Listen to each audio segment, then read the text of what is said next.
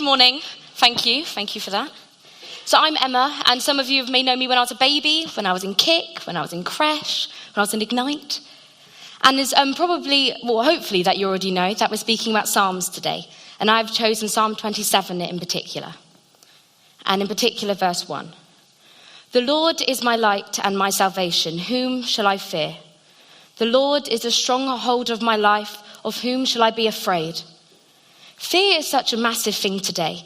It stops things happening, it hurts people, and it stops you living for God. I remember a time when I was afraid. I brought some people along to a church event, and when you bring people along to something like that, you want it to be good, don't we? We want them to enjoy themselves and to engage. And they were sitting outside. Nightmare. And this could have been for so many reasons. They could have been hot, could have felt it was too stuffy in there, but I took it as if I'd failed bringing them to church, and that scared me. What are you frightened of? When I was planning this talk, I asked a handful of people of what they were scared of. Things like getting old, drowning, heights, spiders, not having financial stability, current events. But maybe it's deeper than that. Maybe it's the potential death of a loved one. Maybe it's people not liking you. Maybe it's people finding out your secrets, your deepest, darkest secrets that you don't want anybody to know about. Do you fear your future? Do you fear your past? Do you fear failure? Some of us may turn the same things over and over again in our mind, and that keeps us awake at night and we can't stop thinking about it. Maybe it is about the circumstances of our future. Fear not only kills our joy, but it can lead to physical and mental side effects. It sometimes means that God is completely pushed out the picture. Fear is destructive in every way. Like quite a few of the Psalms, Psalm 27 is written by David. It is not 100% clear when David is actually writing this, but from the content, many have concluded that David was being pursued by his enemies.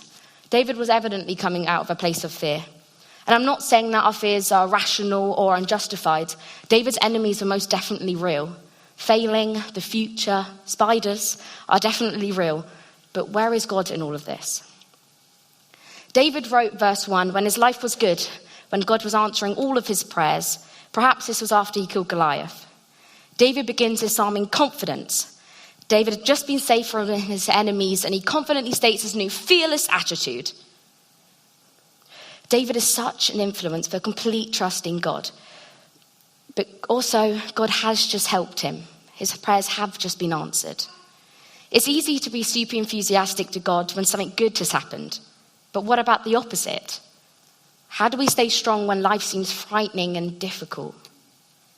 It's a constant battle between what we fear and what we know. And we know God is always for us. We've read so many songs and sung so many songs about it. We've heard so many amazing testimonies where God has really, really shown up. And we've read so many verses. Faith doesn't always stop difficult and dark situations, but it just shifts what we focus upon. The Lord is my light, and light drives out darkness. You can either focus upon fear or you can focus upon faith. But if there is no trust, then there is no faith. And all you focus on is the dark, the fear. And you become completely overwhelmed. And then you may get angry at God for putting you in that situation, but then again, you didn't trust him. Where do you turn to when life seems difficult and too hard to handle? Perhaps your mates? Do you go to a partner, a family member? But how often do those relationships fail? How often do you get let down? How often can't they help? A lot of the time, the person we turn to we think is perfect. And that's why we go to them, because we think they're going to know all the answers. Therefore, when they do things which aren't perfect, we are left hurt and full of questions. But why is it such a surprise? When we put our faith in fallible humans, which is what we are, we shouldn't expect anything but failure. As hard as it is, your mates, your partner, your family member aren't perfect. So when do we go to them? Why do we expect a perfect solution? Often God may be seen as a last resort after you've asked everybody else and hope for the answer that you personally want. Too often I'm impatient. I want God to do what I want, and I want it on my terms and my schedule. It's almost like I forget God knows exactly what he's doing. In the face of suffering and fear, you may feel alone. But instead of persisting, we get angry about God, and we get angry that he's put us there, and then we turn to our own devices. I know that I do. And what does that result in?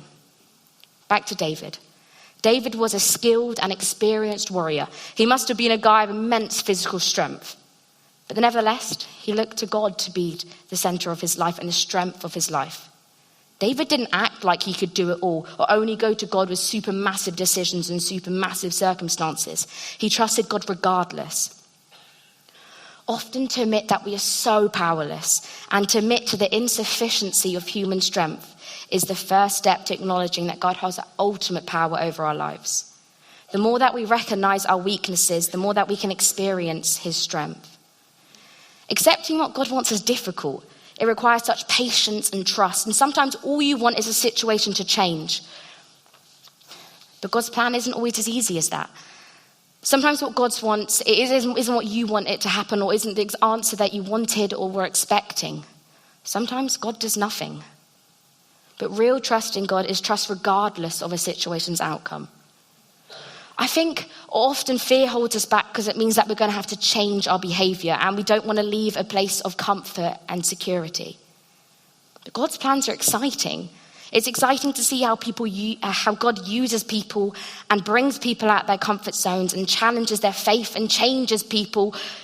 But as much as an uncertain future dictated by God can be exciting, it's also really scary knowing that you're not in charge. But how do we apply David's trust in God to our own lives? By expressing your faith in times of troubles, you take the first step towards healing and wholeness. In times of fear, maybe we could write down prayers or we could write and chat to people about times where God has helped you through difficult circumstances. David actually begins some of his Psalms as rants to God. And actually, I didn't know Neil was actually going to be talking about the verse I'm about to talk on. So I'm not copying, I'm just echoing. In Psalm 13, David writes, "How long, Lord, will you forget me forever? How long will you hide your face from me?" He seems angry at God, and that's written in the Bible. But at the end of the psalm, David still maintains he trusts God's love, and he thanks God for being so, so good to him. Although circumstances haven't changed, David continues to trust, and he feels better at the end. I think being able to get our emotions out not only helps us acknowledge rational and irrational feelings, but it gets them out of our system. And although this may not actually change things, it definitely helps coping. In the spirit of Psalms, we can aim to read a psalm a day or half a psalm each day. There's so many which link to so many different situations. And also, when preparing for this, I came across a preacher who divides this process called ARM. It goes as follows. 1, admit that you're wrong. Be honest with God. Admit that you don't know what to do and you want his help. Honesty is such a good way to pray. 2, recall God's promises. Either promises made to you or to your friends or just in the Bible. And finally, 3, make the decision to trust. So back to my story when I thought my friends being outside meant that I had failed. After I was having those thoughts, someone came up to the front and spoke about how they felt they failed recently. And they went on to say that God doesn't think so, that God doesn't think that person has failed, and somebody in the room feels as if they have. And that God is directly telling that person that they haven't. Imagine a fearless life. Imagine if we could all adopt a David's fearless attitude. Obviously, when I say fearless, I mean within reason. I don't mean just jumping off buildings, praying that God's going to catch you, or purposely doing dangerous things, knowing God's got your back. I mean trusting in God before yourself.